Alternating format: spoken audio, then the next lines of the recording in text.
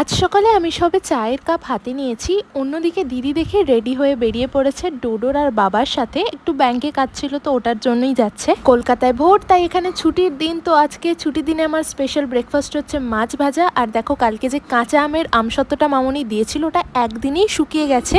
আজকে অনেক দিন পরে আবার আমাদের বাড়িতে মাটন হচ্ছে। আর অন্যদিকে আমি আর দাদাভাই বসে গেছিলাম একটু রায়তা বানাতে। আর এই গরমের দিনে অনেক অনেক রায়তা খেতে আমার তো ভীষণ ভালো লাগে, অনেক শান্তি পাওয়া যায়। তারপরে সবাই মিলে বসে পড়লাম গরম গরম মাটন আর ভাত নিয়ে। এরপরে বিকেলবেলা 4:30-5টা নাগাদ আমরা সবাই মিলে গোল টেবিল বৈঠক বসিয়েছিলাম চায়ের সাথে। আর হঠাৎই ঠিক হলো যে আমরা মামার বাড়ি ঘুরতে যাব।